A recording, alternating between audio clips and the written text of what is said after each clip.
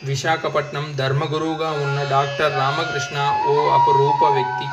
కేవలం జిజ్ఞాసువే కాదు, తన జీవితాన్ని కల్కి ధర్మానికి అణువణువు అంకితం చేసిన ఆయన్ని గురించి ఇప్పుడు తెలుసుకుందాం.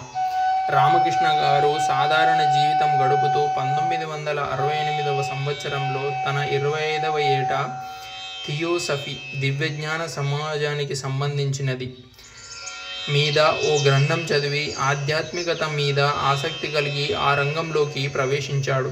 ఆ ఆసక్తి తపనగా మారి ఆయనలో పాత అలవాట్లన్నీ నశించి కొత్త చైతన్యం చోటు చేసుకోసాగింది. థియోసాఫికల్ సొసైటీలో మెంబరుగా చేరారు. అందులో 1976 వరకు ఎంతో ఉత్సాహంతో కొనసాగి తెలుగు విభాగానికి కార్యకర్తగా కూడా పనిచేశాడు. పూర్తిగా ఆధ్యాత్మిక చింతనకు అలవాటు పడిపోయాడు. థియోసోఫిస్ట్గా సత్యాన్వేషణ, నిరంతర తపన వీటిలో మునిగి ఉండేవారు.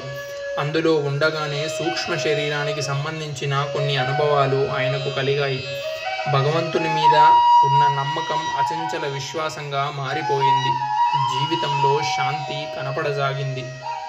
ఆయన అన్వేషణ అంతటితో ఆగలేదు. ఇంకా తెలుసుకోవాలన్న తపన, ఆరాటము, జిజ్ఞాస.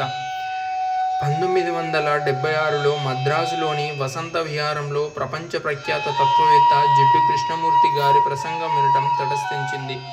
ఆయన సిద్ధాంతాల పట్ల ప్రభావితుడై థియోసాఫికల్ సొసైటీని విడిచిపెట్టి జిడ్డు కృష్ణమూర్తి అభిమానిగా మారిపోయి ఆ ధర్మంలో కొనసాగారు. అంతవరకు థియోసఫీ మీద ఎన్నో ప్రసంగాలు చేస్తూ సంచార కార్యక్రమాలు కూడా నిర్వహించేవారు. వాటన్నిటికీ తిలోదకాలిచ్చి ఆధ్యాత్మిక రంగంలో అత్యున్నతి, లోతైన జ్ఞానం సంపాదించేదాకా ఎలాంటి ఉపన్యాసాలు ఇవ్వకూడదన్న నిర్ణయానికి వచ్చారు. జిడ్డు కృష్ణమూర్తి గారి ఆధ్యాత్మిక మార్గం ప్రభావంలో ఉండి ఆ మార్గాన ప్రయాణిస్తుండగా ఓ సాయంత్రం అందమైన మానసిక అనుభవాన్ని అందుకోగలిగారు. తనలో చైతన్యాన్ని, సాధనను కొన్ని గంటల పాటు బాహ్య ప్రపంచాన్ని సందర్శించగలిగారు. చుట్టూ వ్యాపించి ఉన్న ప్రపంచంలో, ప్రకృతిలో, శిరలలో, పక్షులలో, మనుషుల్లో ఆ ఆధ్యాత్మిక ఆనందాన్ని, శాంతిని చూస్తూ ఉండిపోయారు. ఆ తర్వాత కూడా అలాంటి అనుభవం చాలాసార్లు కలిగింది. ఆయన లోపల ఇంకా ఏదో వెలితి, అసంతృప్తి, అసంపూర్తి భావన.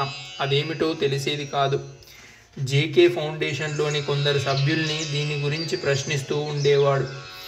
అందులోని ప్రముఖుల్ని కూడా ప్రశ్నించారు. అయినా సంతృప్తికరమైన సమాధానం లభించేది కాదు. అలా తన సందేహాలకు సమాధానం లభించక మదనపడుతూ తన అన్వేషణ కొనసాగిస్తోన్న సమయంలో ఓ సంఘటన జరిగింది. ఆచార్య శ్రీ శంకర భగవత్పాద పరమగురువు విజయనగరం రావటం జరిగింది. అప్పట్లో రామకృష్ణ గారు విజయనగరంలో ఉండేవారు. రామకృష్ణ గారు పరమగురువుని కలుసుకోవడం, గంటసేపు సంభాషణ జరగడం జరిగింది. ఆ సంభాషణ వల్ల ఆయన ఎన్నో కొత్త విషయాలు తెలుసుకున్నారు. ఆయన సందేహాలకు సంతృప్తికరమైన జవాబులు లభించాయి.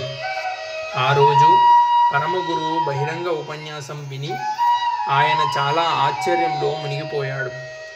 ఆ ఉపన్యాసంలో ఆయన భగవాన్ మీద నమ్మకం ఉంచి మద్రాస్ సమీపంలోని సోమంగలానికి వచ్చినట్లయితే వారం రోజుల్లో భగవత్ సాక్షాత్కారాన్ని కలగజేస్తానని చెప్పారు. ఆ మాటలకు ఉత్తేజితుడై రామకృష్ణ గారు తన భార్యతోనూ, రెండవ కుమారునితోనూ, మరో 27 మంది సాధకులతోనూ కలిసి సోమంగలానికి వెళ్ళారు. రామకృష్ణ గారి భార్య శ్రీమతి కళావతి అంతకుముందు ఏ ఆధ్యాత్మిక గ్రంథము చదివి ఉండలేదు. ఏ ఆధ్యాత్మిక ధర్మాన్ని గురించి అంత బలీయంగా పట్టించుకోలేదు. అటువంటిది ఆమెకు ఇంటెన్సివ్ కోర్సులో చేరిన మొదటి రోజే భగవత్ సాక్షాత్కారాన్ని పొందగలిగింది. అంతేకాదు అనేక భగవాన్ లీలలు చూడగలిగింది. అంతేకాదు వాయిస్ మేనిఫెస్టేషన్ పొందగలిగి కల్కితో మాట్లాడసాగింది. వారితో పాటు వెళ్ళిన సాధకుల్లో చాలామందికి అనేక దివ్యానుభవాలు కలిగాయి. ఒకరు విశ్వరూప దర్శనం చేసుకోగలిగారు. ఇక రామకృష్ణ గారు అనేక దివ్యమైన అనుభవాలు పొందగలిగారు. చివరి రోజు వచ్చేసరికి ఆయన మనసు ఆత్మోన్నతి పొంది సచ్చిదానంద స్థితిని చేరుకోగలిగారు.